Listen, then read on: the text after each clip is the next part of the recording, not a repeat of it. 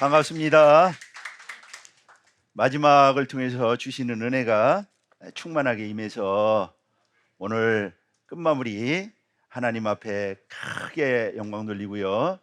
오늘 만족하고 가득가득하고 기쁘고 소망이 넘치는 우리 마무리 복된 마지막 시간이 될 줄로 믿습니다. 예. 자, 오늘 제가 할 강의는 사실은 첫 시간에 이제 강의를 해야 될 내용이지만은 앞에 광야를 먼저 공부하고 뒤에 이제 구속 경륜을 공부를 하는데 순서가 바뀐 것 같지만은요 마지막을 통해서 잘 정리되고 또 큰 은혜가 함께할 줄로 믿습니다. 예. 오늘 말씀의 제목은 횃불 언약에 나타난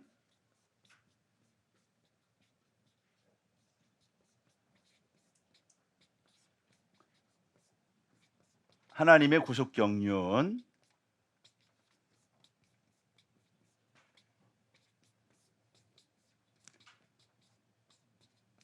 오늘 이런 제목으로 우리가 공부를 하도록 하겠습니다. 자, 성경은 한마디로 말하면 구속사지요. 성경은 구속사입니다. 구속사라고 하는 것은 인간을 구원하는 하나님의 역사, 그것을 구속사라고 그러죠. 자, 이런 구속사는 언약을 방편 삼아서 진행이 됩니다. 이런 언약은 하나님의 약속과 성취로 이루어지죠. 약속과 성취. 하나님이 약속하시고 언약을 세우시고 이게 구속사지요. 언약을 세우는 과정. 그리고 그것을 하나님께서 성취해가는 역사. 어떻게 성취하시느냐? 그 성취를 성취하시면서 어떻게 그 언약을 이루어 가시는가? 거기 낱낱이 이루어 가시는 성취의 역사, 약속하시고 이루시고, 이것이 바로 구속사입니다. 그렇기 때문에 구속사는 언약의 역사예요. 언약사라고 말할 수가 있는 것이죠. 그러므로 우리가 구속사를 이해하려면 언약을 알아야 됩니다. 언약을 이해하지 못하면 구속사를 알 수가 없는 것이고요. 하나님은 구속사를 이루어 가시되 언약을 통하여 이루어 가십니다. 그래서 그렇게 언약을 이루어가는 하나님의 역사, 그것을 바로 뭐라고 하느냐? 섭리라고 합니다. 섭리. 그것을 섭리. 이러한 하나님의 섭리를 이루어가는 하나님의 일하심, 그 섭리의 일하심이 신비롭고 오묘하다. 하나님만이 이루어 가실 수 있는 그러한 놀라운 역사, 바로 구속사죠. 이런 섭리를 통해서 이루어가는데, 근데 이제 언약을 통해서 이루어가는데, 구속사는 언약에서 언약으로 이어지더라 라고 하는 것입니다. 한번 언약을 맺고 끝난 것이 아니고요, 언약에서 다시 다른 언약으로 이어집니다. 언약이 발전되죠. 점진적으로 예수님을 드러내듯이 언약이 점진적으로 발전하고 심화되고 깊어지고 선명해지고 완성을 향하여 나갑니다. 이것이 바로 구속사예요. 이런 언약에서 언약으로 이어지는 이런 성취의 역사, 약속하시고 성취하시는 이 역사, 이것 전체가 바로 구속사라고 하는 것입니다. 자, 그런데 이런 구속사는 하나님의 경륜 가운데 진행이 됩니다. 그래서 구속사 시리즈의 제목이 하나님의 구속사적 경륜으로 본 창세기 족보. 두 번째 책이, 오늘 우리가 배우는 책이 하나님의 구속사적 경륜으로 본 잊어버렸던 만남. 그래서 오늘 우리가 공부하는 책의 내용이 되는 것입니다. 그래서 이런 하나님의 구속사는 그냥 우연히 어떻게 하다 보니까 되는 그러한 역사가 아니고 하나님의 경륜 가운데 진행이 되는 것이다. 이 하나님의 경륜은 그럼 언제 이게 마련이 되었느냐? 이 경륜이라고 하는 것은 하나님의 도모예요. 시편 33편 10절 12절에 보면은 하나님의 도모라고 그렇게 개역 성경에 번역을 하고 있습니다. 하나님이 역사 속에서, 역사라고 하는 건 시간과 공간이 있죠. 지구라고 하는 그러한 역사 속에서 이루시고자 하는 하나님의 도모, 그것을 경륜이라고 하는 것이고요. 이러한 경륜은 혹은 하나님의 계획이라고 말할 수가 있죠. 하나님의 계획이라고 말할 수가 있고요. 그래서 이러한 경륜의 내용은 바로 타락한 인류를 구원하는 것입니다. 이 경륜의 가장 중요한 핵심은 바로 인류를 구원하는 것입니다. 그리고 이러한 경륜은 구속사가 시작이 되기 전에 이미 하나님께서 만세 전에, 창세 전에, 우리가 보이는 이 우주 만물이 존재하는 그 시간 이전에, 영원 전에 하나님께서 마련하시고 계획하신 것이 바로 경륜이라고 하는 것입니다. 이런 경륜 속에 진행되는 것이 구속사고요. 이런 구속사의 중심에는 바로 예수 그리스도가 있습니다. 예수 그리스도가 절대적으로 구속사의 중심입니다. 요한복음 5장 39절이 말씀하고 있죠. 모든 성경이 나에 대해서 증거하고 있다. 아무리 우리가 묵상해도 깊이를 헤아리기 어려운 말씀이 요한복음 5장 39절입니다. 바로 예수 그리스도가 구속사의 중심이요, 오늘 우리가 공부하는 구속사 세미나의 정확한 중심이 바로 예수 그리스도고요. 좀 더 구체적으로 예수 그리스도의 십자가의 죽으심과 부활이 바로 구속사의 중심인 것이고요. 그래서 예수 그리스도의 십자가의 죽으심과 부활을 중심으로 인간을 구원해 나가는 역사, 그래서 구속사의 주인공이 예수 그리스도시고요, 구속사의 정점에 예수 그리스도가 계시고, 그리고 재림을 통하여 예수 그리스도의 재림을 통하여 구속사가 완성되는 놀라운 드라마, 그것이 바로 구속사인 것입니다. 자, 그래서 하나님께서는 이런 구원 역사를 이루어 가실 때 언약에서 언약으로 이어간다라고 말씀하고 있는데요, 바로 하나님께서는 여자의 후손에 관한 약속을 하시죠. 여자의 후손. 근데 창세기 3장 15절에서 아람 타락한 다음에 최초로 준 약속이 여자의 후손을 보내주시겠다, 사단의 머리를 박살나겠다, 그런 약속을 주셨는데, 이제 아브라함 때 와가지고요, 아브라함 언약을 통해서 이 약속이 구체화됩니다. 바로 아브라함 자손을 통해서 여자의 후손이 오고, 그리고 어떻게 그 구원을 완성하는가를 아브라함과 언약 속에 하나님께서는 아주 분명하고 선명하고 정확하게 제시해 주십니다. 그래서 하나님은 아브라함을 갈대아 우르에서 불러내시고요, 아브라함과 언약을 체결하시는데 7번에 걸쳐서 언약을 체결합니다. 그러니까 우리가 하나님의 구속사적 경륜이 뭐냐라고 하는 것을 알려면요, 아브라함을 보면 됩니다. 아브라함 속에 하나님이 다 깃들어, 아브라함과 세운 언약 속에 다 깃들어 있는 것이고요, 아브라함 속에 다 있는 것입니다. 그래서 아브라함과 7번 언약을 하란을 떠날 때 말씀하시고, 그리고 모리아 산에서 마지막 7번째 약속을 하시는데, 그런데 이 아브라함과 맺은 언약 가운데 우리가 바로 공부할 횃불 언약, 횃불 언약은 하나님이 아브라함과 언약을 체결할 때 횃불이 지나가면서, 재물 사이에 횃불이 지나가면서 어떤 체결 형식이 뚜렷한 언약이 무엇인지를 선명하게 보여주는 그런 언약이 바로 횃불 언약이고요, 이 언약 속에는 아브라함을 통하여 이루시고자 하는, 태초부터 이루시고자 하는 하나님의 구속 경륜이 선명하게 압축되어서 나타나고 있는 언약이 바로 횃불 언약인 것입니다. 그래서 횃불 언약은 아브라함과 맺은 모든 언약의 가장 중심적인 언약이고 대표적인 언약이고, 아브라함을 통해서 이루시고자 하는 구속 경륜이 모두 깃들어 있는, 선명하게 깃들어 있는 언약이 바로 횃불 언약이다. 그래서 성경에 많은 언약이 있고 언약이 다 중요하지만은 가장 중요한 언약 중에 하나가 횃불 언약이다. 그렇게 신학자들이 말할 정도로 이렇게 중요한 언약이 바로 횃불 언약이 되는 것입니다. 자, 그렇다면은 이런 횃불 언약을 첫 번째 우리 횃불 언약의 내용을 보겠습니다.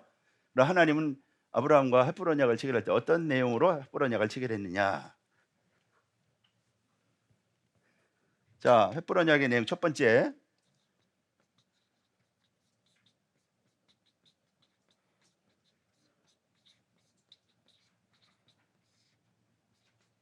횃불 언약의 내용은 두 가지죠. 첫 번째는 자손을 약속하십니다. 창세기 15장 1절서부터 6절에 보면은 별같이 많은 자손을 별같은 자손, 번성하는 자손을 주시겠다.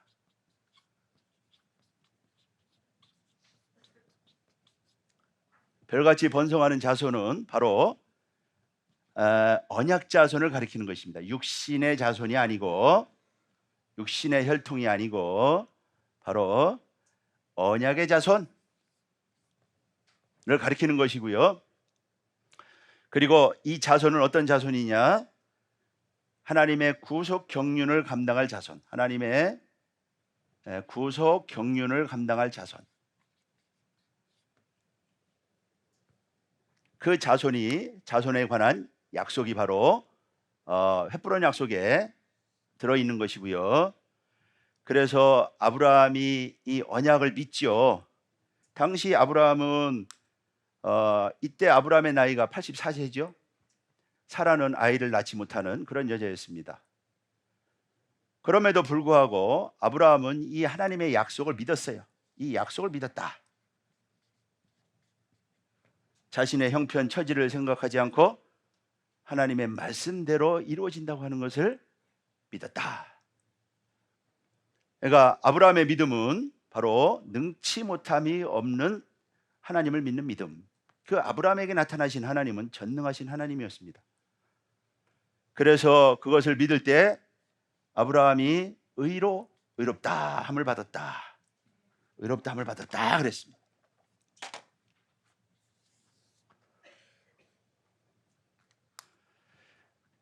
이것이 이제 자손에 관한 약속이고요. 두 번째는 바로 땅에 관한 약속입니다. 두 번째가 땅에 관한 약속, 가나안 땅 약속이죠.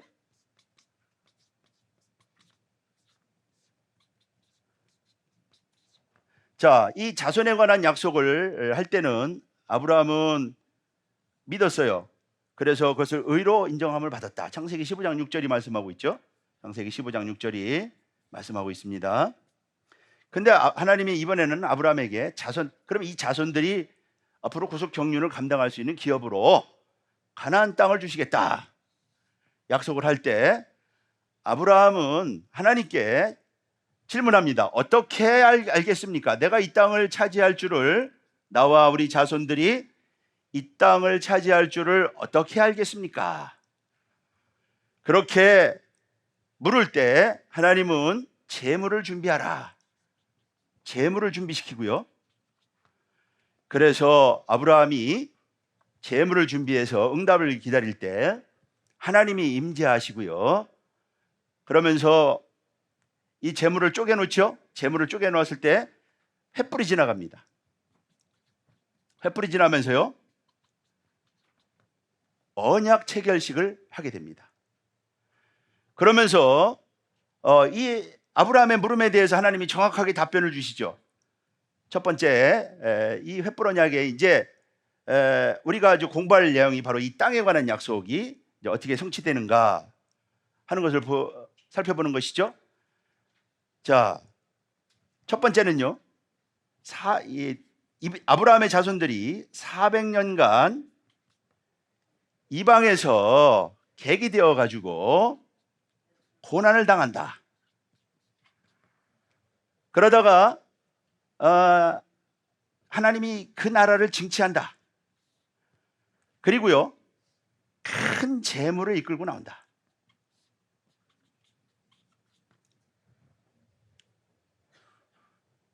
큰 재물이 이끌고 나온다. 이것이 이제 창세기 15장 13절, 14절 말씀이 되겠죠? 두 번째 하나님의 말씀은 이제 400년 동안 자손에 대해서 말씀하고 있다. 갑자기 화제를 바꿔가지고요, 아브라함 개인에 대하여 말씀하고 있습니다. 아브라함은 장수한다. 아브라함은 장수하다가 그 다음에 평안히 조상에게로 돌아간다. 평안히 조상에게로 돌아간다. 평안히 조상에게로 돌아간다라고 하는 말은 아브라함은 만족한 생애를 산다, 그런 말씀입니다. 창세기 15장 15절이죠. 그리고 세 번째가 바로 뭐냐면은요, 사대만에 돌아온다.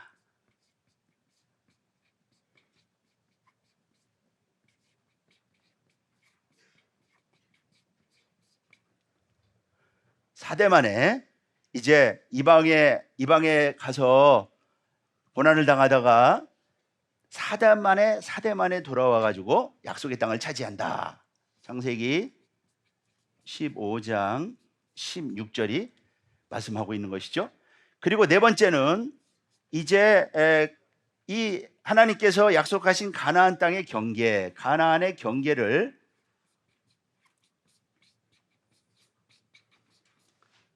창세기 15장 18절서부터 21절까지 해서 가나안 땅의 경계를 하나님께서 말씀을 해 주시죠. 자, 이것이 이제 횃불 언약의 내용인 것입니다. 자, 그렇다면은 이제 여기서 이제 우리가 다뤄야 될 문제가요, 뭐냐? 우리가 공부해 살펴볼 문제가 바로 뭐냐? 자, 이 횃불 언약은 400년 동안 이방에서 고난을 당하다가 다시 나와가지고 사대만에 돌아온다. 이것이 이제 횃불 언약의 가장 중요한 내용이지요. 가장 중요한 내용입니다. 그래서 이것을 우리가 이제 어떻게 해석하느냐? 그래서 이 구속사는 언약의 역사라고 했는데, 그러면 이제 언약을 정확하게 우리가 이해를 해야 되는 것이죠. 이게 무슨 뜻인가? 하나님이 그러면은 400년간 고난을 당하다가 사대만에 돌아온다고 했는데 이게 구체적으로 어떻게 된다는 말씀이냐? 이것을 우리가 정확하게 깨닫는 것은 굉장히 중요합니다. 그래서 두 번째는 이 4대와 400년의 문제입니다. 횃불 언약에서 가장 중요한 문제는 400년간 고난을 당하다가 4대만에 돌아온다. 이것을 해석하는 문제고요. 횃불 언약은 난제 중에 난제입니다. 이 문제를 해결하는 것이 굉장히 어려운 난제예요. 그런데 박아브라함 목사님께서 고속사 시리즈 제2권 잊어버렸던 만남에서 이 문제를 아주 분명하게 해결해 주셨어요. 오늘 우리 이 말씀을 통해서 우리 마음 가운데 이 난제가 해결되고요, 큰 은혜가 함께할 줄로 믿습니다. 네. 자, 그래서 이제 두 번째는, 그럼 이제 보통 이 문제를 해결하기 위해서 많은 목사님들이 어떻게 이 문제를 설명을 하느냐? 400년과 4대는 같은 것이다.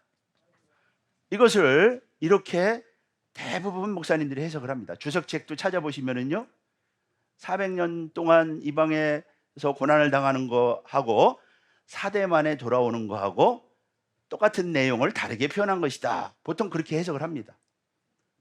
대부분 신학자들 뿐만 아니라요, 목사님들도, 우리나라의 또 외국의 유명한 목사님들도 400년과 4대는 같은 것이라고 해석을 합니다. 그러니까 400년과 4대가 같다 보니까 어떻게 이것을 해석을 하느냐면요, 그래서 4대를 이제 애굽에서 나올 때에 모세가 애굽에서 나오니까 모세의 족보를 추적하면서 이제 모세의 족보를 거슬러 올라가 보니까 레위가 있더라 이거죠. 출애굽기 6장 16절서부터 20절에 보면 모세의 족보가 나옵니다. 레위의 아들이 고핫이고요, 그 다음에 고핫의 아들이 아므람이고요, 그리고 아므람의 아들이 모세. 이렇게 출애굽기 6장 16절서부터 20절에 보면은 이게 나옵니다. 그래서 400년과 4대는 바로 애굽에서 고난당하는 기간이고, 4대는 모세가 나왔으니까 이게 바로 이 레위, 고앗, 아므람, 모세가 4대다. 그렇게 보통 해석을 합니다. 그러나 이렇게 해석하는 것은 문제가 많은 것이죠. 뒤에서 살펴보겠지만은요, 모세는 실제 가나안 땅에 들어가지 못했다고 하는 문제가 발생합니다. 그리고 이것이 이제 4대인데 이게 실제적으로 어떠한 실제적인 4대냐, 이런 것도 밝혀져야 될 문제인 것이죠. 자, 그래서 두 번째, 이 400년과 4대는요 다르다고 하는 것입니다. 400년과 4대는 다른 것이다. 자, 이것이 왜 다르냐를 살펴보도록 하겠습니다. 자, 400년과 교재 먼저 답을 좀 다뤄보고 달고 넘어가겠습니다. 헷불 언약의 내용을 한번 보시면은요, 자, 자손에 관한 약속. 그래서 헷불 언약은 하나님의 구속사적 경륜을 담당할 경건한 자손이라고 쓰시면 되고요. 그 다음에 땅에 관한 약속은 400년 동안 괴롭힘을 당하다가 큰 재물 쓰시면 되고요. 큰 재물이 끌고 나온다. 그 다음에 세 번째는 아브라함이 장수하다 평안히 돌아간다 약속이고요. 네 번째가 4대 만에 돌아온다. 그런 말씀이 되겠습니다. 자, 그러면은 이제 이 400년과 4대가 관계를 한번 우리가 해명을 해보도록 하겠습니다. 자, 대부분의 우리 신학자들은, 많은 우리 목회자들은 400년과 4대를 같은 것으로 해석을 하는데, 이것을 1대가 100년이다 이렇게 해석을 해서 4대는 400년이라 그렇게 해석을 합니다. 그래서 1대가 100년이다. 이것을 바로 사람의 수명으로 보는 것이죠. 혹은 평균 수명으로 봅니다. 그래서 400년은 4대다 이렇게 해석을 하지만은, 그러나 이것이 문제가 있죠. 왜냐하면은 평균 수명이, 당시 아브라함 당시의 평균 수명이 100년이 넘는다고 하는 것입니다. 100년이 아니라고 하는 사실입니다. 여러분, 아브라함만 해도 몇 살을 살았습니까? 175세. 그의 아들 이삭 몇 세 살았습니까? 180세 살았어요. 손자가 몇 세 살았습니까? 147세 살았습니다. 그리고 거꾸로 거슬러 올라가 가지고 아브라함과 58년 동시대를 살은 노아는 950세를 살았습니다. 그리고 셈은 600살을 살았죠. 그리고 이 아르박삿 같은 사람, 아르박삿도요 434세를 살았어요. 434세.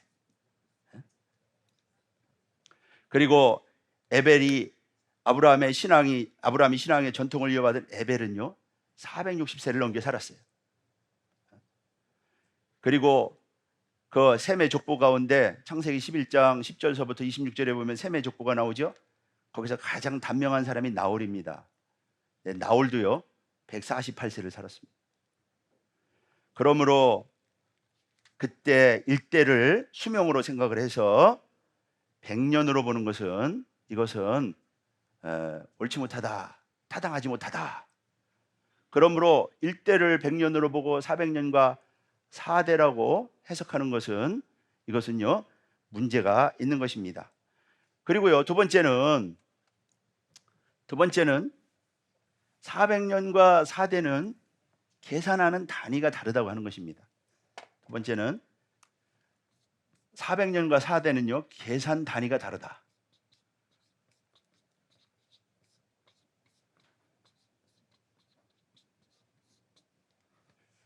자, 이 400년은요,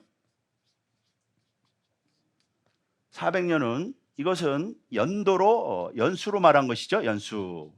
이것은 예언 성취 기간에 예언이 이루어지기까지의 그 기간을 연수로 얘기한 것이고요. 그리고 이 4대라고 하는 것은 이것을 대수로 얘기한 것입니다. 대수. 대수라고 하는 것은 히브리어로 도르라고 그러죠. 도르라고 합니다. 이것은 세대라는 뜻입니다. 세대.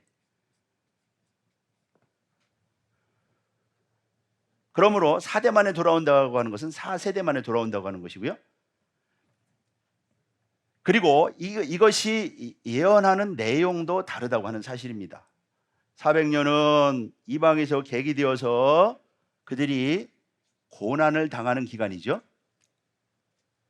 사실 표면적으로 볼 때는 고난을 당하지만은 이것은 연단의 기간이라고 말할 수가 있어요.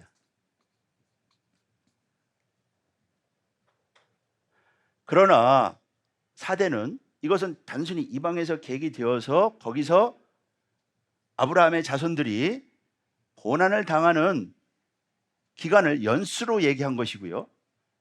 이 4대는 다시 가나안 땅으로 돌아오기까지, 가나안 땅을 차지하기까지, 가나안으로 돌아오기까지의 기간,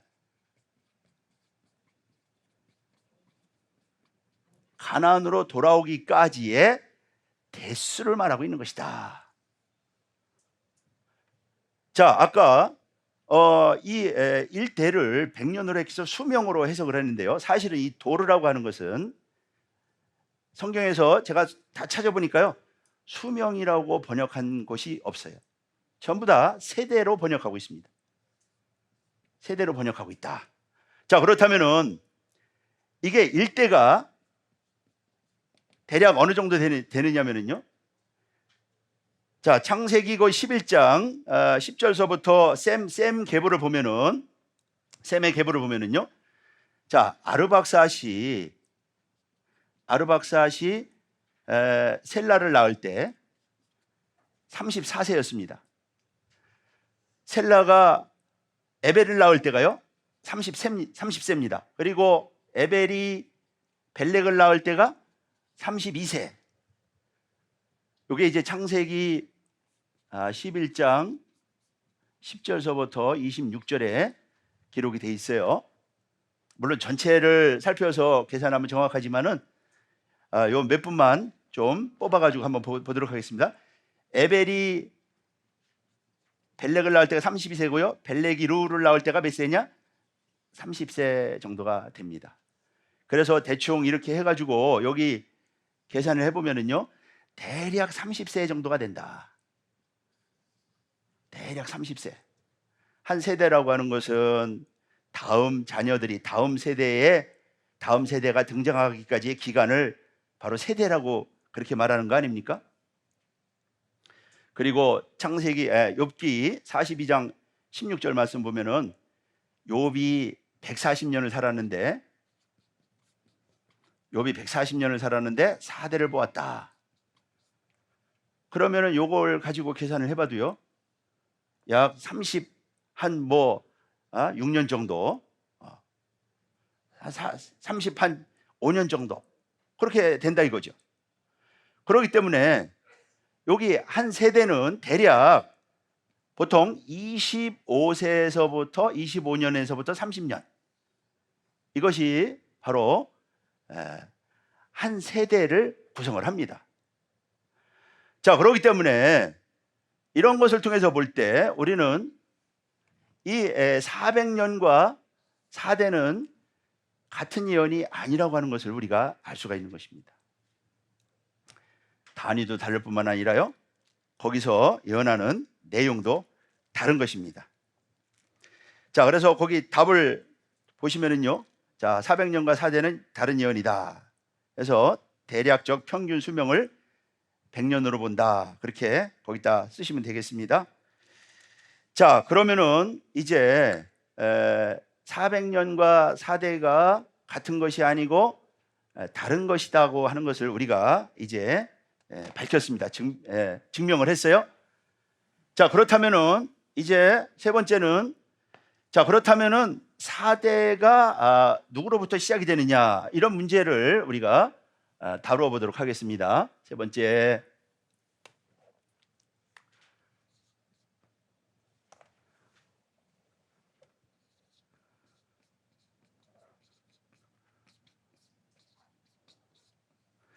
자, 4대의 시작이 누구냐라고 하는 것이에요. 자, 결론적으로는요, 4대의 시작은 아브라함이라고 하는 것입니다.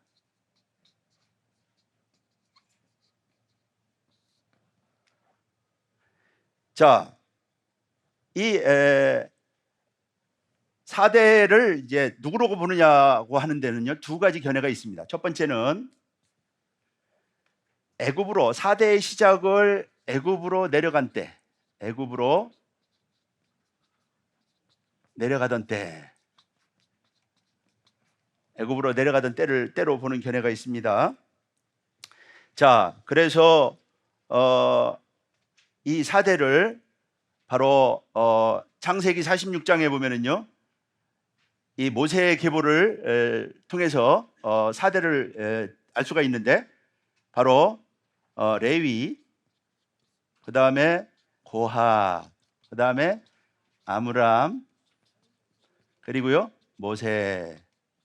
이게 이제 출애굽의 영도자니까 출애굽기 6장 16절서부터 20절에 기록이 돼 있고요. 그래서 요 레위와 고핫이 창세기 46장 11절에 보면은 레위와 고핫이 야곱과 함께 애굽으로 같이 내려갔습니다. 그래서 애굽으로 내려가던 때를 계산하니까 이렇게 모세의 족보를 통해서 4대가 나오게 되는 것이죠. 그러나 이것은 문제가 있다고 하는 것입니다. 왜냐하면요, 이게 이제 4대가 나오는데 애굽에서 이스라엘 백성들이 고난의 기간이 430년입니다. 430년이에요. 출애굽기 12장 40절서부터 41절 말씀 볼 때 이스라엘 백성들이 440년간 고난을 당하죠. 자, 그러면은 이 430년간 지금 4대밖에 없다고 하는 것은 이게 어떻게 되는지 우리가 한번 살펴보면은요. 자, 이 고핫이 133세를 살았어요. 133세. 그리고 모세가요 80세에 출애굽을 했습니다. 80세에 출애굽을 했어요. 자, 그러면은 고핫이 1살 때 내려갔다고 가정을 해보고요. 모세도 뭐 80세를 살았으니까 그러면은 자, 이 430년에서 고핫이 한 살에 내려갔다고 가정하고요. 그리고 모세가 80세에 출애굽을 했으니까 이렇게 빼보면은 얼마가 나오느냐면 얼마가 나오죠? 217년이 나옵니다. 교재에 217 이렇게 쓰시면 되겠어요. 자, 그런데 모세의 아버지 아므람이 몇 세를 살았느냐면요 137세를 살았습니다. 아므람이요 137세를 살았어요. 그렇기 때문에 이게 우리가 단순히 계산한다 하더라도 봐서 여기서요 80년이라고 하는 기간이 모자란다. 그러므로 레위와 모세 사이의 이 족보는요 온전한 족보가 아니라고 하는 것입니다. 여기에는 많은 사람들이 생략이 되어 있다고 하는 것을 보여주고 있어요. 그렇기 때문에 이 족보를 4대라고 하는 것은 이것은 문제가 있는 것이죠. 여호수아, 그러면은요 모세가 가나안 땅에 출애굽의 지도자였지만은 모세가 가나안 땅에 못 들어갔죠. 그러나 여호수아가 이제 가나안 땅에 들어갑니다. 그래서 여호수아의 족보를 보면은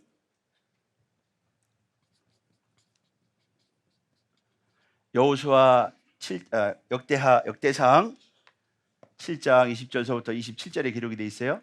대상 20절서부터 27절에 여호수아의 족보가 있습니다. 그래서 야곱서부터 시작을 해서 야곱, 그 다음에 요셉으로 이어지죠. 요셉. 그다음에 에브라임. 네, 에브라임, 브리아, 레셉, 델라, 다한, 라단, 엘리사마, 암미옷, 눈, 여호수아. 이렇게 쭉 이렇게 나오지요.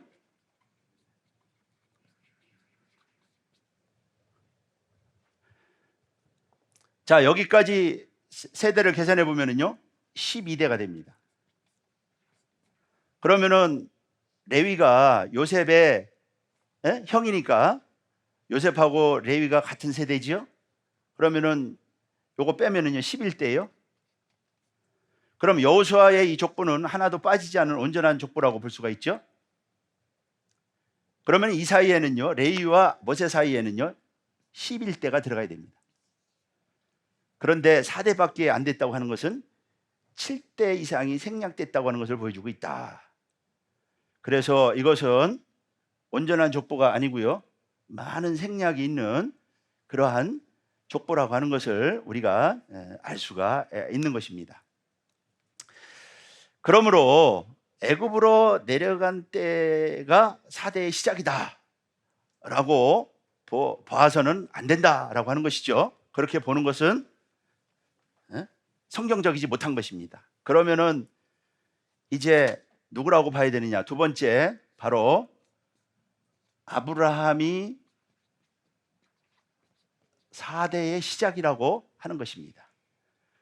애굽으로 내려간 때가 아니면은요 아브라함이 4대의 시작이에요. 자, 그러면은 아브라함이 4대의 시작인 이유를 한번 살펴보도록 하겠습니다. 첫 번째는 문맥상으로 볼 때 그렇습니다.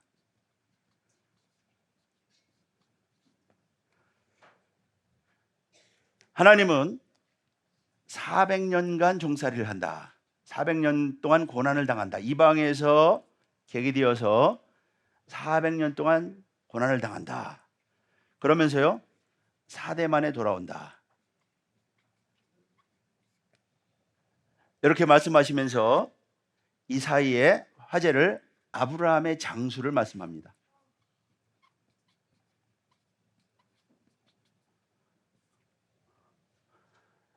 이것은 보세요.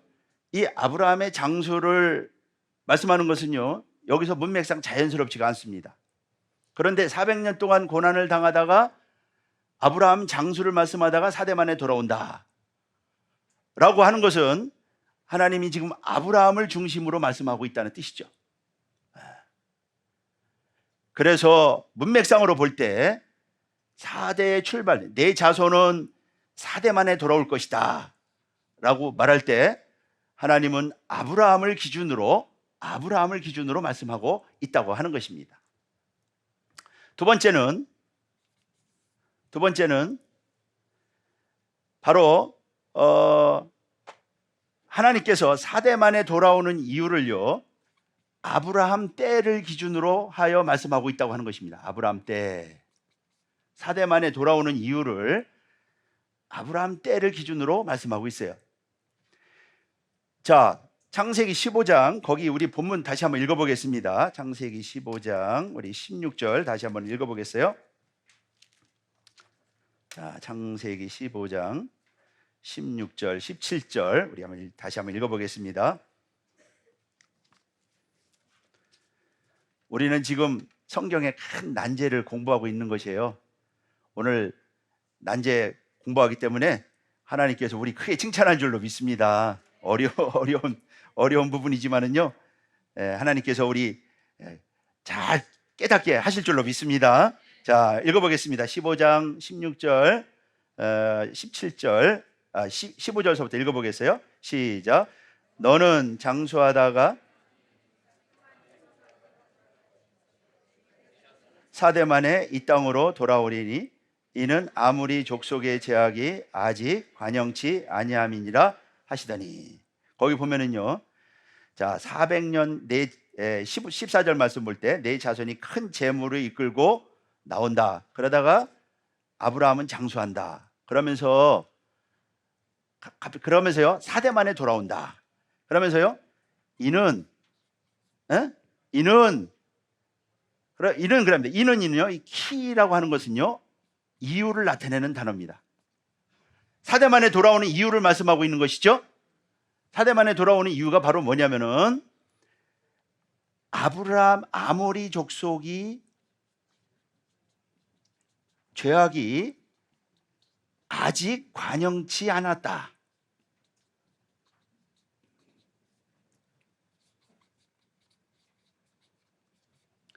아무리 족속의 죄악이 아직 관영치 않았기 때문이다. 그러니까 사대만에 돌아오는 때는 언제냐? 아무리 족속의 죄악이 관영할 때가 된다. 바로 죄악이 관영하다라고 하는 것은요, 심판의 때를 가리키는 것입니다. 심판의 때가 되어서 가나안 족속의 죄악을 심판하고 이스라엘 백성들이 바로 그 땅을 차지하게 되는데, 그때는 아모리 족속의 죄악이 관영할 때다. 그래서 이스라엘이 돌아올 때가 바로 아모리 족속의 죄악이 관영할 때요, 하나님은 진멸하라고 명령을 내리십니다. 바로 심판의 때. 바로 심판의 때가 언제냐? 그때가 4대란 말이죠. 4대가 됐을 때가 바로 죄악이 관영한 때인데, 그런데 여기서 아직이라고 하는 단어, 아직이라고 하는 말이 있어요. 아직. 이것은 우리말로는 이제 개역 성경에서는 아직 그렇게 돼 있는데, 자, 원어는요, 아드헨나입니다. 아드헨나.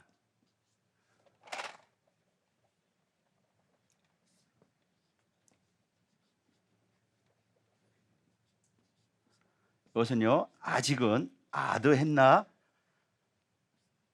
라고 했는데, 이 아드헨나라고 하는 것은 요게 아직이고요, 지금이라는 뜻이고요. 아드는 지금이고요. 여기까지, 요 아드는 까지입니다. 까지, 지금까지, 이런 전치사고요. 그 다음에 헨나가 바로 지금이에요. 지금. 그러므로 지금까지는 아모리 족속이 관영치 않았기 때문에 사대만에 돌아오게 된다라고 말씀하고 있는 것이죠. 그러므로 이 지금이라고 하는 것은 바로 아브라함 때를 가리키는 것입니다. 그래서 하나님은 아브라함을 중심으로 횃불 언약을 말씀하고 있다고 하는 사실이고요, 그리고 아브라함 때를 기준으로 바로 돌아오는 때를 말씀하고 있다. 그렇기 때문에 4대의 출발점은 당연히 아브라함이 되어야 된다고 하는 것이죠. 자, 아브라함이 4대의 출발점이라고 하는 것을 우리가 살펴봤습니다. 자, 그렇다면은 이제 가나안 땅을 차지하는 4대, 하나님의 구속 경륜을 이루는 4대에 대하여 한번 살펴보도록 하겠습니다. 자, 첫째, 네 번째가 이제 횃불 언약의 4대예요. 자, 거기 빈칸을 채우고 넘어가도록 하겠습니다. 4대의 출발점을 아브라함으로부터 보는 견해. 그래서 첫 번째는 문맥상이고요, 두 번째는 아브라함 때를 기준으로 말씀하고 있다. 그래서 언약 체결 당사자인 아브라함이 있는 때를 강조하고 있다고 하는 사실입니다. 그 다음에 이제 네 번째, 횃불 언약의 4대를 보겠습니다.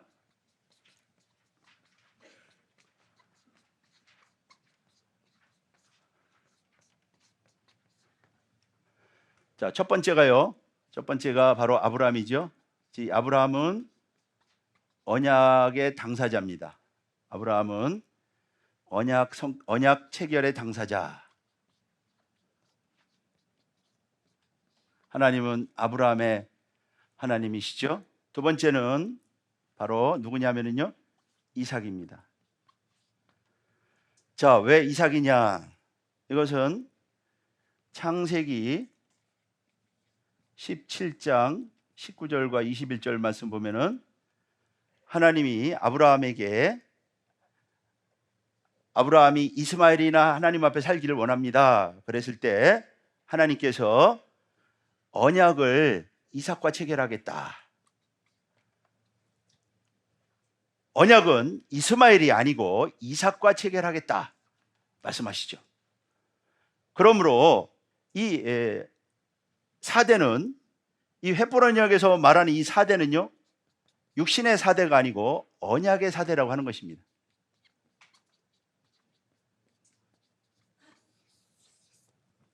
언약 계승의 사대를 가리키는 것이에요.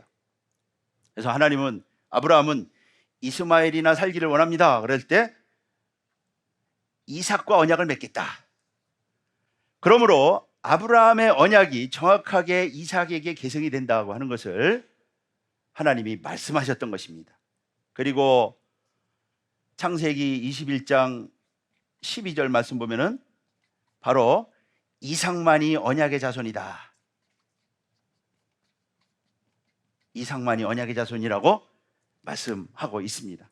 그러니까 하나님이 인정하는 하나님의 구속 경륜을 이룬 이 언약의 사대는요, 하나님의 구속 경륜을 이루기 위해서 특별하게 선택되고 은총을 입은 그러한 사대죠. 자, 갈라디아서 한번 읽어보겠습니다. 갈라디아서 4장 28절 한번 읽어보겠어요. 펴보세요.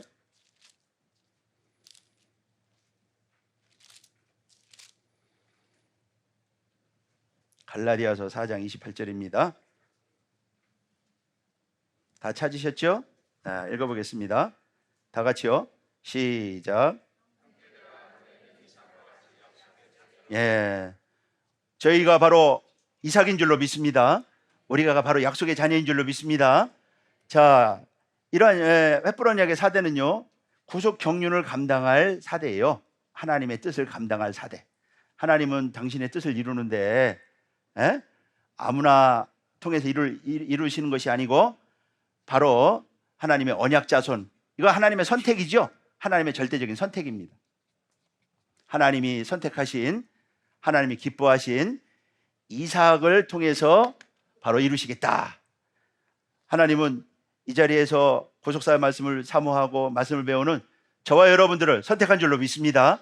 마지막 역사를 이루기 위해서 저와 여러분들을 선택한 줄로 믿으시길 바라겠습니다.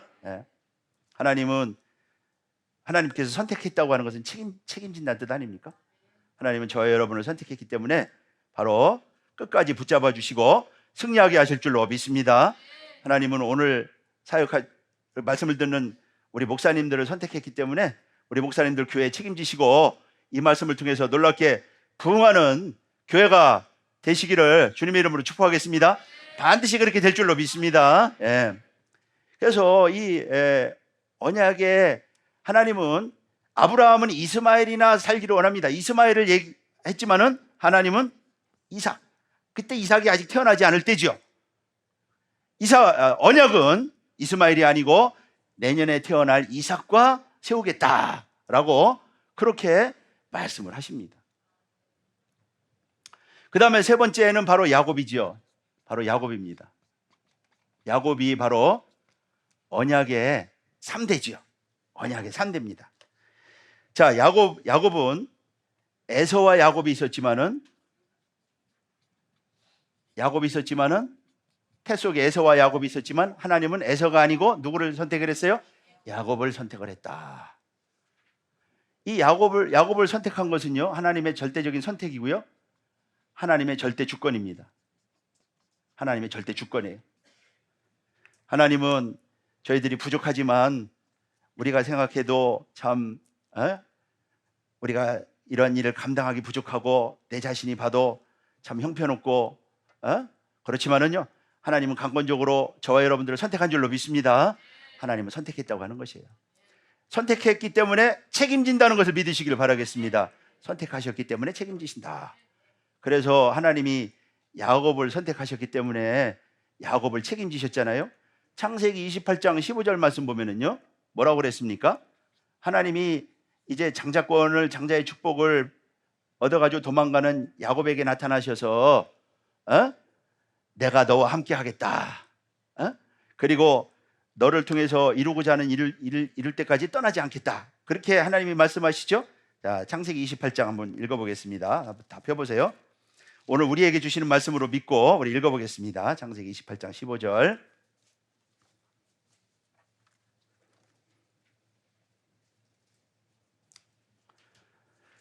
자, 다 같이 읽겠습니다. 다 같이요. 시작. 내가 너와 함께 있어 내가 어디로 가든지 너를 지키며 너를 이끌어 이 땅으로 돌아오게 할지라. 내가 내게 허락한 것을 다 이루기까지 너를 떠나지. 그러잖아요. 그래서 하나님이 야곱과 함께 하셨고요, 그리고 야곱을 떠나지 않았어요. 밧단아람으로 갈 때 하나님이 밧단아람 야곱과 같이 갔죠.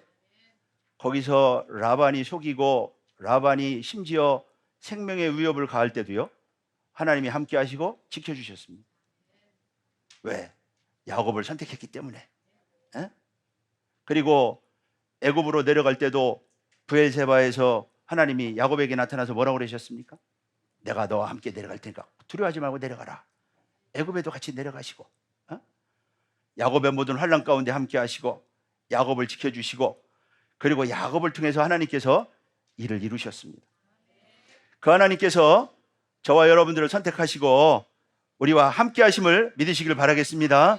반드시.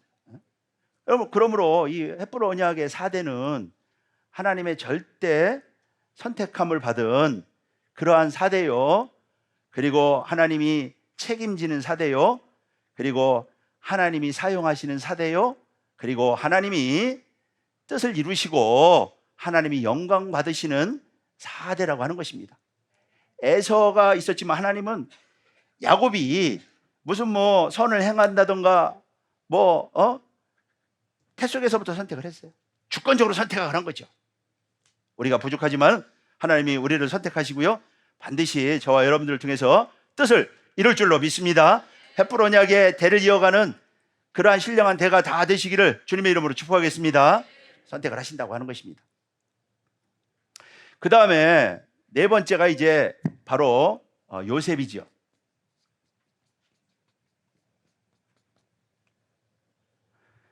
사대가 바로 요셉인 것입니다.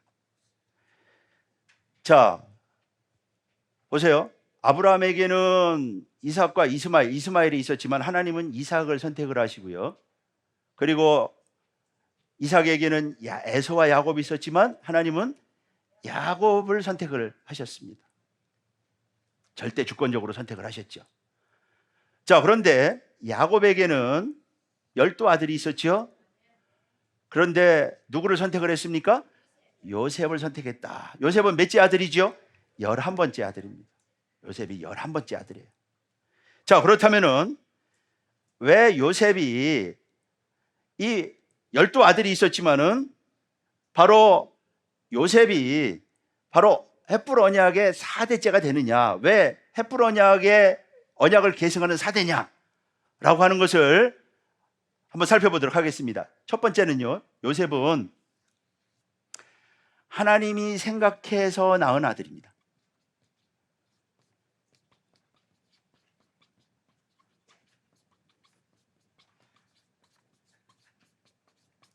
하나님이 생각해서 낳은 아들이다. 창세기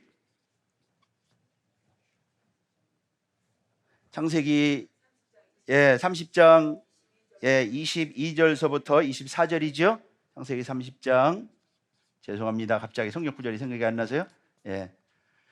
자, 뭐라고 그랬느냐? 하나님이 라헬을 생각한지라 그랬습니다. 라헬을 생각한지라. 자, 이 생각한지라라고 하는 말은요, 자카르라고 합니다. 자카르. 이 자카르라고 하는 말은 기억하다 그런 뜻입니다. 다른 아들은, 11아들은 전부 다 생각해서, 하나님이 생각해서 낳았다 그런 표현이 없는데요, 요셉에게만 유독 생각한지라 그렇게 말씀하고 있어요. 요 자카르라고 하는 것은 기억하다 그런 뜻이죠. 기억하다. 이것은 언약을 기억할 때 사용하는 말입니다. 하나님이 언약을 기억하실 때 사용하는 단어. 그래서 하나님의 특별한 기억 가운데 하나님의 뜻을 위하여 하나님께서 주신 아들, 그 아들이 바로 요셉이라고 하는 것입니다. 두 번째는 이 요셉이 바로 언약의 4대인 이유는 사분의 바네아라고 하는 이름 때문에 그렇습니다. 사분의 바네아.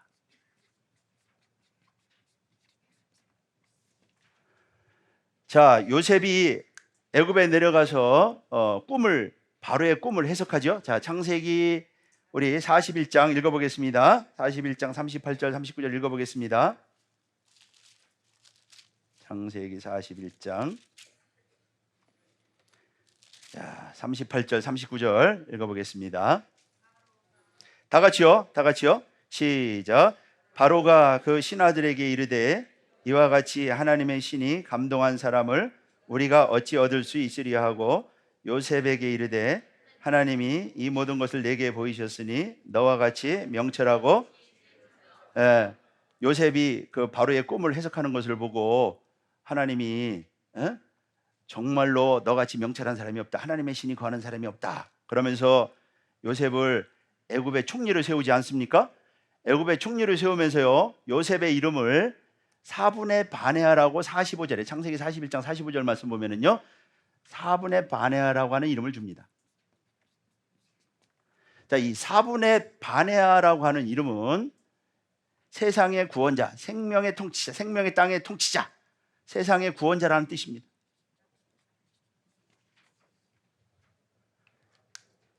자, 이런 이름을 통하여 요셉이 바로 햇불 언약의 4대이라고 하는 것을 우리가 알 수가 있고요. 그 다음에 이제 세 번째는요, 요셉이 햇불 언약의 4대인 이유는요, 히브리 11장의 기록을 통해서 알 수가 있다. 자, 히브리 11장은요 믿음의 장이죠. 믿음의 장. 자, 믿음이 어떻게 계승이 되는가를 보여주고 있습니다. 자, 히브리서 11장 말씀 보면은요, 믿음으로 아브라함은 이렇게 말씀하고 있죠. 히브리서 11장 8절에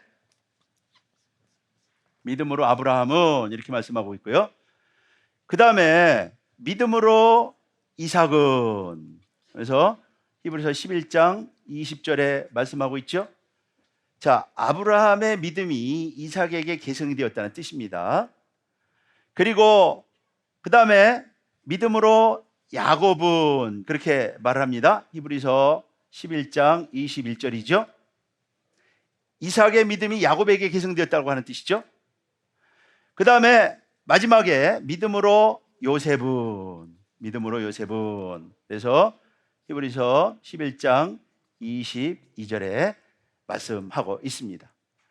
그래서 아브라함의 믿음이 이삭에게, 그리고 이삭의 믿음이 야곱에게, 그리고 야곱의 믿음이 요셉에게, 그래서 이들이 바로 햇불 언약의 성취를 위해서 선택된 4대라고 하는 것을 바로 히브리서도 증거를 하고 있는 것이죠.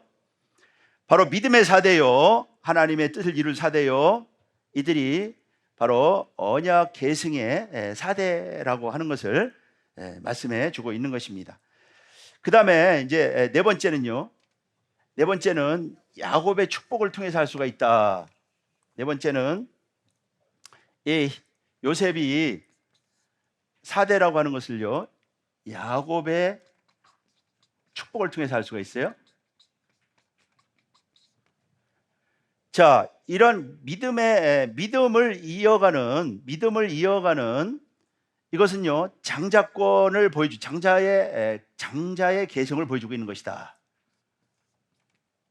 물론 아브라함의 장자는 이스마엘이지만 하나님은 육적 장자는 이스마엘인지 몰라도 하나님의 뜻을 이어가는 참 장자는 이삭이라고 말씀하셨던 것입니다. 야곱이 차자로 태어났지만은 하나님은 야곱을 선택하시고 야곱을 장자로 세웠어요. 그리고 야곱에게 12아들이 있었죠. 야곱에게 12아들이 있었어요. 12아들이 있어서 이들이 나중에 12지파가 돼서 하나님 나라를 이루는 그러한 12지파를 형성하지만은, 그러나 야곱의 믿음을 계승하는 장자는 바로 요셉이라고 말씀하고 있는데, 이것을 야곱의 축복을 통해서 우리가 알 수가 있다. 자, 창세기 48장 3절 4절 말씀 보면은요, 야곱이 베델에서 나타나셔서 하신 하나님의 말씀을 증거합니다. 베델 언약에 대해서 증거합니다. 베델 언약은 아브라함에게 약속하신 많은 자손을 주겠다고 하는 약속과, 그리고 가나안 땅을 주겠다고 하는 약속이에요. 루스 땅에 하나님이 나타나서 나에게 말씀했다. 그러면서요, 에브라임과 므낫세를 에브라임과 므낫세를, 요셉의 아들 에브라임과 므낫세를요, 야곱의 아들의 반열에 올립니다.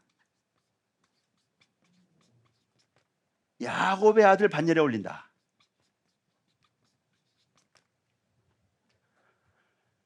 야곱이 이 요셉을 빼고 요셉 대신에 에브라임과 므낫세를 그 아비의 명의하에 올린다. 그래서 야곱의 아들의 반열에 올려요. 이게 이제 창세기 48장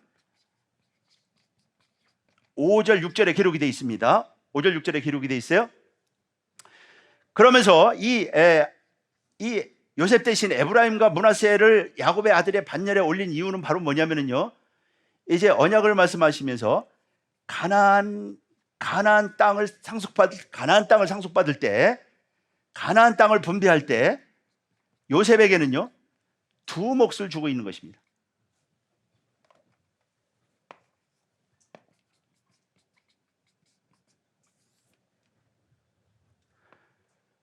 야곱은 이제 가나안 땅을 차지할 것을 믿음으로 바라보면서 에브라임과 므낫세를 12지파 반열에 올려가면서 요셉에게는 두 몫을 주고 있다. 신명기 21장 15절서부터 17절 말씀 보면은 이 두 몫은 누구에게 들어가느냐? 장자에게 들어갑니다. 야곱이 지금 죽기 전에 병들어서 자신을 가나안 땅에 묻어달라고 예언하고, 그리고 마지막으로 행한 일은 바로 에브라임과 므낫세를 자신의 아들 삼는 것이었어요. 그리고 야곱이 마지막으로 행한 일은 바로 에브라임과 므낫세를 아들을 삼은 것이다 라고 하는 것이 야곱이 행한 마지막 가장 믿음을 행한 일이다 라고 히브리서가 말씀할 정도로 에브라임과 므낫세를 삼는 일은 절대적인 하나님의 뜻이었고요, 하나님의 뜻에 따른 것이었고, 야곱은 마지막에 믿음으로 이런 역사를 했던 것입니다. 그러므로 야곱은 요셉에게 바로 두 몫을 줌으로 말미암아 요셉이 장자라고 인정하고 있는 것입니다. 요셉이 장자라고 있는 것입니다. 그러므로 야곱은 바로 요셉을 장자로 인정하면서 이 요셉을 자신을 이어서 언약을 이어가는 사대로, 그리고 횃불 언약의 성취의 주역으로, 그러면서 그 요셉에게 창세기 48장 22절 말씀 보면은 세겜을 줍니다. 창세기 48장 22절, 세겜을 요셉에게 줍니다. 이 세겜은 야곱이 산 땅이죠. 실제적으로 가나안 언약이 이루어진 땅, 가나안 땅에 대한 약속. 세겜은 야곱이 하몰의 아들들에게서 은을 주고 산 실제 야곱의 소유의 땅입니다. 여기는 이미 횃불 언약이 이루어진 땅이죠. 횃불 언약이 이루어진 땅이에요. 소유가 됐기 때문에 이 땅을 바로 요셉에게 줍니다.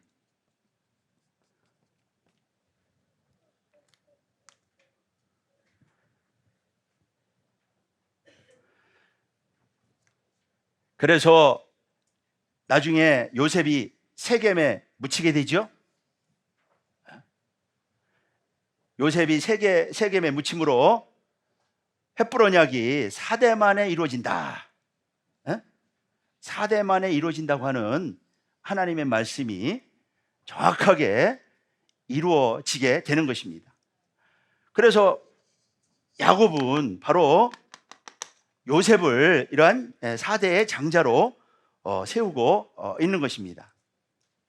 그리고요, 마지막 다섯 번째가 바로 뭐냐면은 요셉이 장자인 이유는 요셉이 섬기는 자였기 때문이다. 요셉은 섬기는 자. 자, 요셉은 창세기 45장 5절 말씀 볼 때 세상을 구원하려고 하나님이 나를 먼저 여기에 내보냈다. 그래서 요셉은 자신이 바로 섬기는 자로 하나님이 나를 세웠다. 요셉은 자신이 애굽의 국무총리요 통치자요 세상을 구원하는 사람이었지만 자신은 섬기는 자였다. 아버지를 섬기는 자요, 그리고 형제들을 섬기고, 그리고 나중에 세상을 섬기고. 사분의 반해라고 하는 것도 세상의 구원자라는 뜻 아닙니까? 그러니까 요셉은 철저하게 섬기는 자였다. 그래서 마태복음 20장 26절서부터 28절 말씀 보면은 누가 큰 자입니까? 섬기는 자가 큰 자지요? 자, 거기 한번 읽어보겠습니다. 마태복음 20장 26절서부터 28절입니다. 마태복음 20장.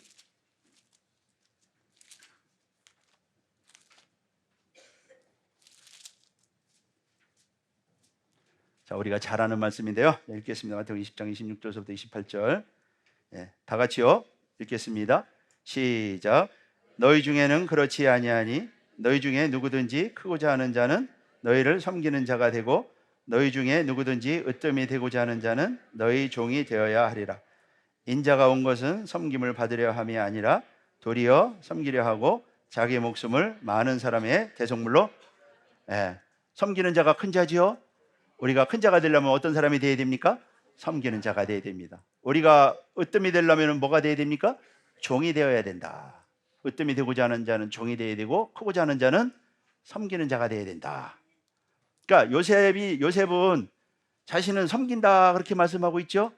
그런 것을 통해서 요셉이야말로 큰 자요, 요셉이야말로 장자라고 하는 것을 보여주고 있는 것이죠. 물론 하나님이 생각하여 낳은 아들이기도 하지만은 요셉이 보여주는 그런 면모가 장자의 면모를 보여주고 있습니다. 섬기는 자의 모습을 보여주고 있다. 우리 목사님들 다 섬기라고 세운 거 아닙니까? 우리 성도도 섬기라고 세웠죠? 누구를 섬기라고요? 세상을 섬기라고 세운 것입니다. 세상을 섬긴다고 하는 것은 무엇을 가리킵니까? 세상에 구원할 백성들이 있는 것이죠. 가서 구원할 백성들을 찾아서 그들을 말씀 앞으로 섬겨가면서 인도하는 것, 그게 바로 세상을 섬기는 거 아닙니까? 성도는요, 섬기라고 있는 것이에요. 그래서 종에도 우리 아브라함 목사님께서 우리에게 많이 가르쳐 주신 말씀이 바로 종에도예요. 섬김의 도. 그래서 우리 평강제일교회는 그 목사들이요, 교회 공사하는 일, 하여튼 뭐 수양관뿐만 아니라 교회 건물 저희들이 다 줬어요. 어떤 때는 1년에 뭐 한 9개월 가까이 일하고, 우리가 여주연수원 공사할 때는 2년 동안 일하고, 일주일 내내 일하고, 주일날 올라가서 설교하고, 또 주일날 내려와서 또 공사하고. 우리에게 철저하게 섬김에도 종에도를 가르치셨어요. 그래서 큰 자는 바로 높은 자가 큰 자가 아니고요, 섬기는 자가 큰 자인 줄로 믿습니다. 오늘 구속사의 말씀 받은 저와 여러분들은 참으로 섬기는 자요, 하나님은 그런 사람들을 통해서 바로 뜻을 이루시더라라고 하는 것이죠. 자, 그래서 이렇게 요셉이 횃불 언약의 4대가 되어가지고요, 자, 이 요셉에게 세겜을 물려주고, 세겜, 야곱이 요셉에게 세겜을 물려주죠. 그리고 이스라엘 백성들이 출애굽을 하면서요, 요셉의 뼈를 메고 나옵니다. 창세기 50장 22절서부터 24절 말씀 보면은요, 요셉이 죽었을 때 110세에 죽죠. 애굽에 장사하지 말고 내 뼈를 메고 올라가라. 그래서 요셉의 장례식이 성경은 기록되어 있지 않아요. 요셉은 장례식을 애굽에서 치르지 않았습니다. 그래서 요셉의 뼈를 메고 올라가라 유언하죠. 그러면서 뭐라고 그러느냐, 하나님께서 정령 권고해서 가나안으로 돌아가게 한다. 가나안으로 반드시 돌아가게 한다. 그러니까 나를 애굽에 장사하지 말고 내 뼈를 메고 올라가라. 그래서 이스라엘 백성들이 애굽에서 나오면서요, 요셉의 뼈를 메고 나옵니다. 애굽에서 출애굽기 13장 19절 말씀 보면은 애굽에서 나올 때 요셉의 뼈를 가지고 나와요. 요셉의 뼈를 가지고 나. 그러니까 출애굽은 이스라엘 백성들도 출애굽했지만은 누구도 출애굽을 했어요? 요셉도 출애굽을 했다. 그러니까 하나님의 관심사는, 물론 이스라엘 백성들 전체가 나오는 것에도 관심사가 있지만은 하나님의 관심사는 어디에 더가 있을까요? 요셉의 뼈에 더가 있다. 왜냐하면은 바로 하나님의 섭리를 이룰 뼈기 때문에. 그렇죠. 섭리를 이룰 뼈기 때문에. 그래서 요셉의 뼈를요, 이 세겜에다 장사합니다. 세겜에다. 여호수아 24장 32절 말씀 볼 때 이스라엘 백성들이 가나안 정복을 다 마친 다음에 요셉의 뼈를 세겜에 장사를 하게 됩니다. 그래서 헷브론 이야기 1390년 요셉의 뼈가 세겜에 묻힘으로 말미암아 헷브론 이야기 성취가 되게 됩니다. 근데 헷브론 이야기 체결된 연대는 주전 2082년, 주전 2082년에 헷브론 이야기 체결됐어요. 이것은 아브라함 84세입니다. 우리가 연대 계산하는 시간이 아니기 때문에 이것을 연대 계산은 안 해봤지만은요, 구속사 시리즈 2권에 이걸 정확하게 기록이 돼 있어요. 2082년에 헷브론 이야기 체결돼 가지고 주전 1392년에 요셉의 뼈가 세겜에 묻힘으로 말미암아 헷브론 이야기 성취되었다. 몇 년 만에 성취되었느냐? 692년 만에 성취되었다. 4대 만에 돌아온다고 하는 말씀이 정확하게 이루어졌다고 하는 것입니다. 하나님의 말씀이 틀림없이 이루어졌다고 하는 것입니다. 자, 이제 결론입니다. 결론. 자, 그렇다면은 이 헷브론 약 성취의 4대. 자, 헷브론 약은 이제 요셉을 통해서 이루어졌는데, 그럼 요셉이 받은 축복이 바로 무엇인가? 자, 요셉이 받은 축복. 요셉이 받은 축복이 바로 저와 여러분들이 받은 축복인 줄로 믿습니다. 요셉이 받은 축복.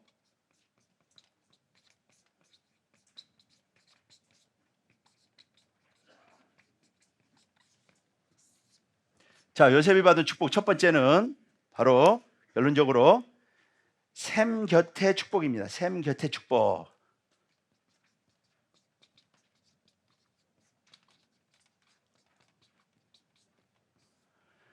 자, 요셉의 신앙은 샘 곁의 신앙이죠. 창세기 48장 22절에 보면은요, 샘은 하나님 자신을 상징합니다.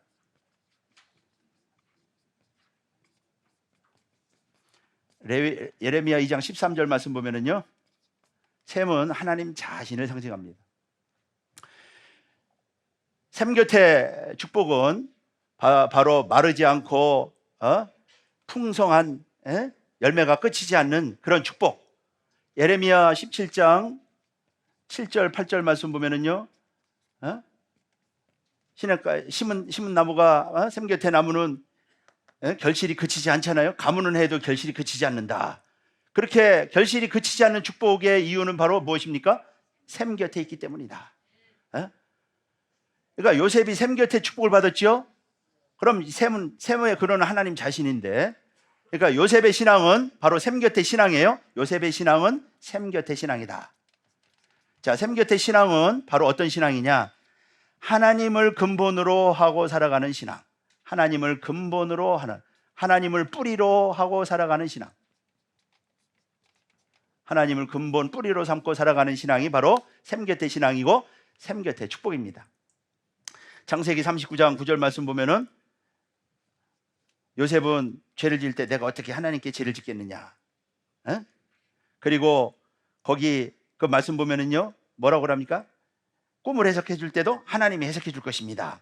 창세기 40장 8절 교재에 기록이 돼 있죠. 꿈은 하나님께 있지 않습니까? 또 하나님이 대답할 것입니다. 그래서 모든 것을요, 하나님께 두었어요.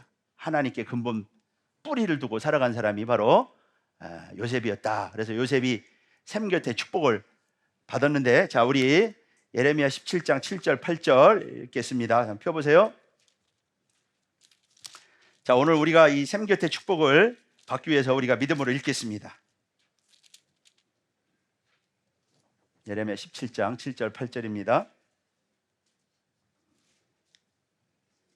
자, 다 같이요. 시작. 그러나 무릇 여호와를 의지하며 여호와를 의뢰하는 그 사람은 복을 받을 것이라. 그는 물가에 심기운 나무가 그 뿌리를 강변에 뻗치고 더위가 올지라도 두려워 아니하며 그의 비 청청하며 가무는 해에도 걱정이 없고 결실이 그치지 아니함되리라. 그러니까 요셉은 결실이 그치지 않았죠. 이런 요셉에게 주신 샘 곁의 축복, 오늘날 저와 여러분들에게 주신 줄로 믿습니다. 구속사의 말씀을 받고 하나님을 근본으로 하고 살아가는 우리들에게 주신 축복이에요. 우리가 이런 샘 곁의 신앙으로 무장하고 나아갈 때 우리가 삶이 가는 곳마다 축복이 떠나지 않을 줄로 믿습니다. 그리고 우리가 가는 곳마다, 우리 목사님들이 가는 곳마다 생수가 끊이지 않고 솟아나는 역사가 있을 줄로 믿습니다. 하나님은 근본으로 하고 살아갈 때. 그러니까 횃불 언약을 이룬 언약의 4대인 요셉의 믿음은 과연 다르지요. 과연 다릅니다. 그 다음에 두 번째는요, 요셉은 고난을 이기는 신앙이었다. 고난을 이기는 신앙이었다. 고난을 이기는 축복.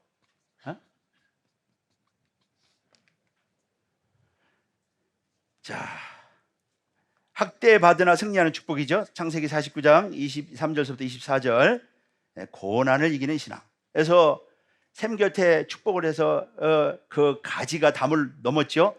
가지가 담을 넘었다. 얼마나 축복을 많이 받는지요. 가지가 담을 넘었다. 그랬더니 어떻게 해요? 옆에 있는 사람들이 시기하고 해서 군박했다고 그랬죠. 군박했다. 그러나 요셉의 힘이 더 강건해서 이겼다. 자, 한번 읽어보겠습니다. 창세기 49장 우리 요셉의 축복을 한번 살펴보겠습니다.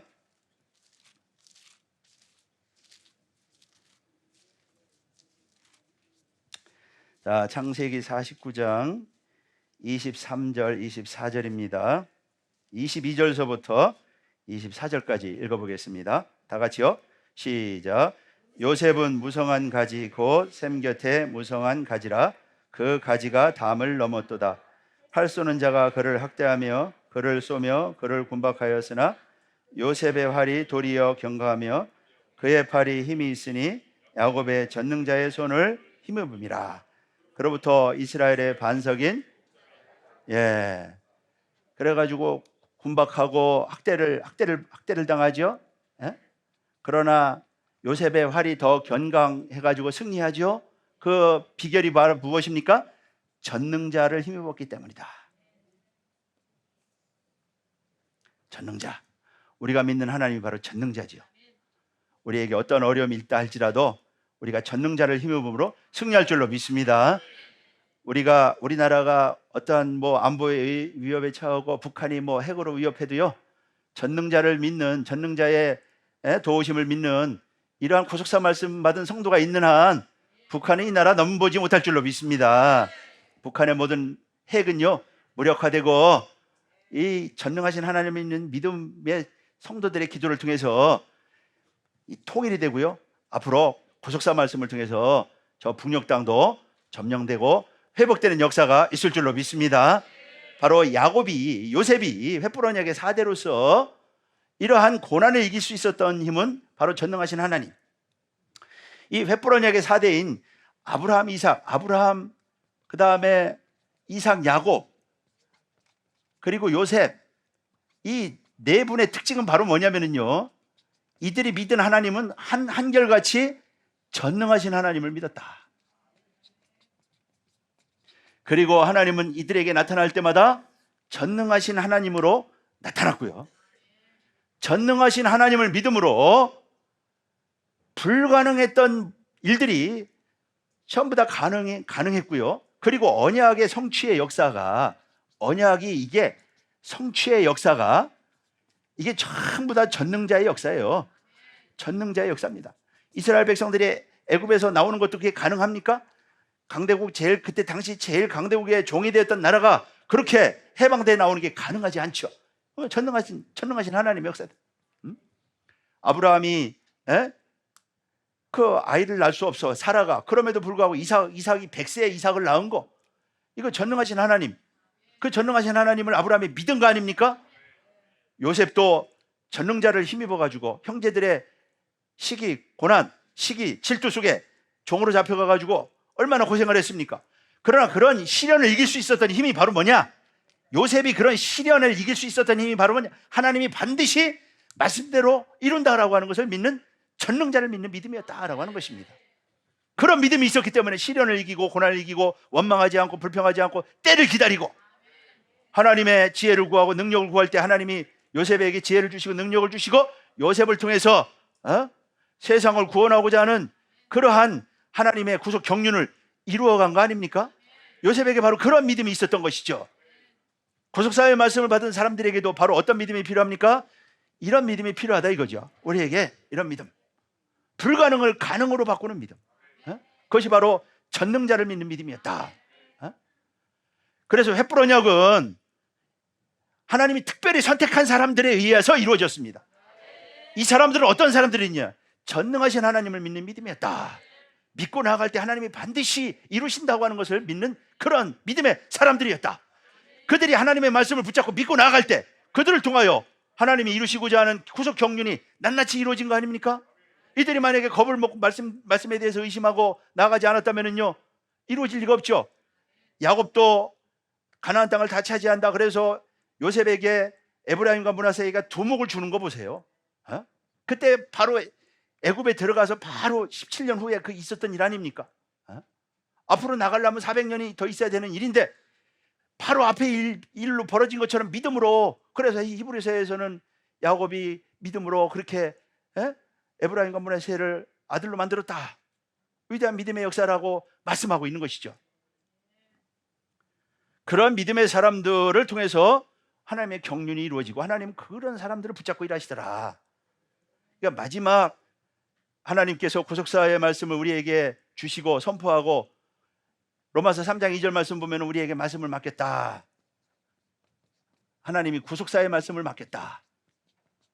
이 구속사의 말씀은 지식이 아니죠. 로마서 3장 2절 말씀 볼 때 이 말씀을 본래는 이스라엘에게 맡겼는데 이스라엘이 거부했어요.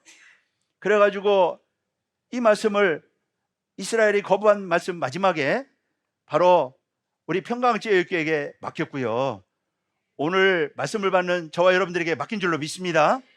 이런 말씀은 누가 맡느냐? 믿는 자가 맡긴다. 믿는 자가 맡는다. 누구? 어떤 사람? 아브라함, 이삭, 야곱, 요셉같이 전능하신 하나님을 믿는 사람이 맡는 것이죠. 뭐 믿음이 계승이 됐다, 기계적으로 계승이 됐습니까? 이들이 믿음으로 받은 거죠. 전능하신 하나님의 말씀을 받은 거죠. 받을 때 말씀대로 된다. 그런 믿음이 있을 때 그런 믿음 있는 사람을 통해서 하나님의 뜻을 이루시고 그런 야곱에게 내가 너를 떠나지 않겠다, 그렇게 말씀하신 거 아니겠어요? 이런 믿음이 필요하다 이거. 이런 믿음이. 속초 동옥교회도요, 이런 믿음으로 나아갈 때 앞으로 크게 부흥할 줄로 믿습니다. 믿음이 중요하다. 그렇게 그러한 전능하신 하나님을 믿는 믿음을 가진 요셉이었기 때문에 그 기가 막힌 고난, 기가 막힌 시련을 이기고 세상을 구원하는 그러한 놀라운 역사를 감당할 수가 있었다. 그래서 고난을 이기는 축복을 받았다고 하는 것입니다. 편안 가운데 우리 원로 목사님들 저희들에게 하신 말씀이 그 편안 가운데 된 게 하나도 없다. 마지막 구속사 시리즈를 하면서도 수양관 하나도 마련하면서도 이 편안 가운데 된 게 없다. 아무 다르게 여러 가지 어려움 가운데요, 도전, 뭐 2단이니 뭐 3단이 오해, 그런 모든 거 다 극복하고요, 이렇게 오늘 말씀의 역사가 오늘까지 전진해서 속추 여기서도 세미나가 할 수 있었던 것입니다. 앞으로 우리 오늘 나오신 분들이 말씀의 바톤을 잘 이어받아 가지고 이 말씀을 전진시키는 횃불 언약의 주인공들, 여러분들 믿음의 주인공들 다 되시길 주님의 이름으로 축복하겠습니다. 믿음이 있어야 됩니다. 믿음. 우리에게는요 그런 믿음이 필요합니다. 그 다음에 마지막 이제 세 번째는 바로 메시아적인 축복이죠. 메시아적인 축복이다.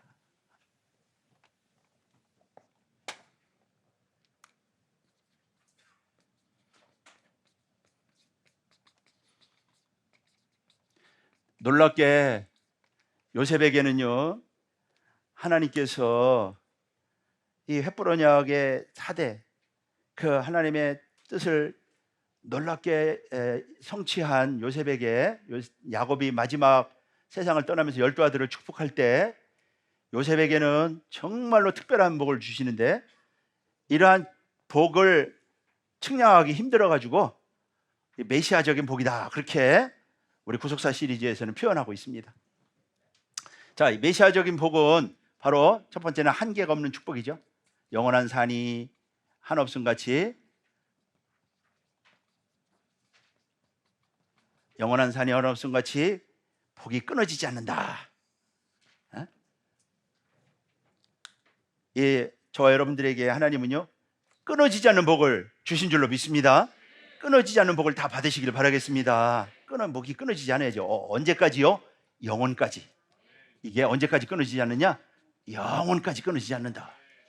믿을만 하지 않습니까? 믿어보고 싶지 않습니까? 그리고요, 정수리의 복을 주셨다. 정수리는요, 머리 중에서도 끝이죠. 머리 중에서도요, 코드, 머리 중에서도 머리 꼭대기, 여기가 바로 정수리죠. 그래서 뭐 왕관이라고도 번역하고 있고요. 하여튼 정상의 복, 왕관의 복,